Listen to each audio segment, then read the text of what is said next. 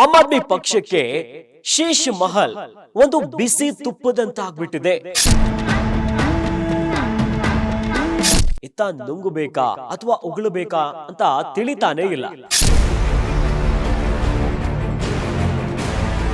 Guarantee guarantee guarantee, ಇದು guarantee news, ಸುದ್ದಿ ಖಚಿತ, ನ್ಯಾಯ ನಿಶ್ಚಿತ. ನಮಸ್ತೆ ವೀಕ್ಷಕರೇ, ನಾನು ಅಖಿಲೇಶ್ ದಬ್ಬೆಕಟ್ಟೆ. ದೆಹಲಿಯ ವಿಧಾನಸಭಾ ಚುನಾವಣೆಗೆ ದಿನಗಣನೆ ಶುರುವಾಗಿದೆ. ಇನ್ನು ಆಮ್ ಆದ್ಮಿ ಪಕ್ಷಕ್ಕೆ ಈ ಬಾರಿ ಚುನಾವಣೆಯನ್ನ ಗೆಲ್ಲೋದು ಬಹಳ ಮುಖ್ಯವಾಗಿದೆ. ಇದರ ನಡುವೆ ಆಮ್ ಆದ್ಮಿ ಪಕ್ಷಕ್ಕೆ ಶೀಶ್ ಮಹಲ್ ಒಂದು ಬಿಸಿ ತುಪ್ಪದಂತಾಗ್ಬಿಟ್ಟಿದೆ. ಇತ್ತ ನುಂಗಬೇಕಾ ಅಥವಾ ಉಗುಳಬೇಕಾ ಅಂತ ತಿಳಿತಾನೇ ಇಲ್ಲ. ಇದಕ್ಕೆ ಕಾರಣ ಶೀಶ್ ಮಹಲ್. ಅಯ್ಯೋ, ಏನಿದು ಶೀಶ್ ಮಹಲ್ ಅಂತಿದ್ದೀರಲ್ಲ, ಅದುವೇ ಆಮ್ ಆದ್ಮಿ ಪಕ್ಷದ ಮುಖ್ಯಸ್ಥರಾಗಿರುವಂತಹ ಅರವಿಂದ್ ಕೇಜ್ರಿವಾಲ್ ಅವರ ಮನೆ. ಅಲ್ಲಲ್ಲ, ಬಂಗಲೆ ಅಲ್ಲ, ಮನೆ. ಅಯ್ಯೋ, ಇಷ್ಟೊಂದು ಯಾಕೆ ಕಾಂಪ್ಲಿಕೇಶನ್ ಅಂತೀರಾ? ಈ ಸ್ಟೋರಿ ನೋಡಿ ನಿಮಗೆ ತಿಳಿಯುತ್ತೆ. 33 ಕೋಟಿಗೂ ಹೆಚ್ಚು ಖರ್ಚಿನಲ್ಲಿ ನವೀಕರಣ. ಸಿಎಂ ಸರ್ಕಾರಿ ಕಚೇರಿ ನಿರ್ಮಾಣ ಮಾಡೋದಕ್ಕೆ ಬರೋಬ್ಬರಿ 33 ಕೋಟಿ ರೂಪಾಯಿ ಖರ್ಚು ಮಾಡಲಾಗಿದೆ ಎನ್ನೋ ಗಂಭೀರ ಆರೋಪ ಈಗ ಆಮ್ ಆದ್ಮಿ ಪಕ್ಷವನ್ನ ಬೆಂಬಿಡದೆ ಕಾಡ್ತಾ ಇದೆ. ಒಂದು ಕಡೆಯಲ್ಲಿ ಚುನಾವಣೆ ಹತ್ತಿರ ಆಗ್ತಿದ್ದಂತೆ ಇತ್ತ ಪ್ರತಿಪಕ್ಷಗಳು ಈಗ ಇದನ್ನೇ ಎತ್ತಿ ಹಿಡಿದು ವಾಕ್ ಸಮರವೇ ಶುರುವಾಗುಬಿಟ್ಟಿದೆ ದೆಹಲಿಯಲ್ಲಿ. 88 ಇಂಚಿನ 8K ಟಿವಿಯ ಬೆಲೆ 28 ಲಕ್ಷ ರೂಪಾಯಿ.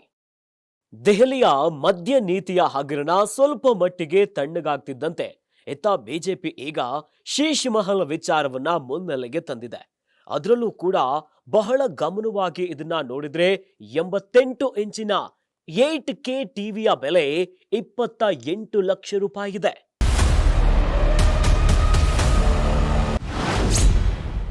ಹತ್ತು ಸೋನಿ ಎಲ್ಇಡಿ ಟಿವಿಗಳ ಮೌಲ್ಯ 43.9 ಲಕ್ಷ ರೂಪಾಯಿ. ಅಬ್ಬಬ್ಬಾ, ನೋಡಿದ್ರಲ್ಲ, 10 ಸೋನಿ ಎಲ್ಇಡಿ ಟಿವಿಗಳ ಮೌಲ್ಯ ಒಂದಲ್ಲ ಎರಡಲ್ಲ, ಬರೋಬ್ಬರಿ 43.9 ಲಕ್ಷ ರೂಪಾಯಿ ಇದೆ. ಒಂದು ರೆಫ್ರಿಜರೇಟರ್ ಬೆಲೆ 3.2 ಲಕ್ಷ ರೂಪಾಯಿ.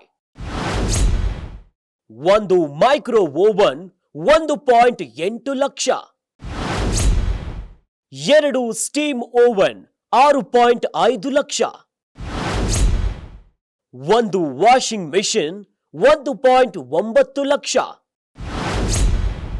10 ಹಾಸಿಗೆ ಮತ್ತು ಸೋಫಾ 13 ಲಕ್ಷ ರೂಪಾಯಿ. Bath tub, spa, steamer 19.5 lakh ರೂಪಾಯಿ. ಮುಖ್ಯ ದ್ವಾರದ ಕರ್ಟನ್ 96 ಲಕ್ಷ ರೂಪಾಯಿ. ಅಡುಗೆ ಮನೆ ಉಪಕರಣಗಳು 39 ಲಕ್ಷ ರೂಪಾಯಿ. ಥ್ರೆಡ್ ಮಿಲ್ 18.52 ಲಕ್ಷ ರೂಪಾಯಿ. ಡೈನಿಂಗ್ ಟೇಬಲ್ 4.80 ಲಕ್ಷ ರೂಪಾಯಿ. 7 ಕೆಲಸಗಾರರ ಮನೆಗೆ 19.8 ಕೋಟಿ ರೂಪಾಯಿ. ದೆಹಲಿಯ ಶೀಶ್ ಮಹಲ್ ನಿರ್ಮಾಣಕ್ಕೆ ಕೋಟ್ಯಾಂತರ ರೂಪಾಯಿ ಖರ್ಚು ಮಾಡಲಾಗಿದೆ ಅಂತ ಗಂಭೀರ ಆರೋಪವೊಂದು ಶುರುವಾಗಿದೆ. ಮುಖ್ಯಮಂತ್ರಿ ಸರ್ಕಾರಿ ಕಚೇರಿ ನಿರ್ಮಾಣ ಮಾಡೋದಕ್ಕೆ 33 ಕೋಟಿ ರೂಪಾಯಿ ಖರ್ಚು ಮಾಡಲಾಗಿದೆ ಅನ್ನೋ ಗಂಭೀರ ಆರೋಪ ಈಗ ಆಮ್ ಆದ್ಮಿ ಪಕ್ಷವನ್ನ ಸುತ್ತಕೊಂಡು ಬಿಟ್ಟಿದೆ. ಈ ಹಿಂದೆ ದೆಹಲಿಯ ಸಿಎಂ ಆಗಿ ಕೇಜ್ರಿವಾಲ್ ಅವರು ಅಧಿಕಾರ ನಡೆಸುವಾಗ ಈ ಬೆಳವಣಿಗೆ ಆಗಿದೆ ಅನ್ನೋ ಆರೋಪ ಇದೆ.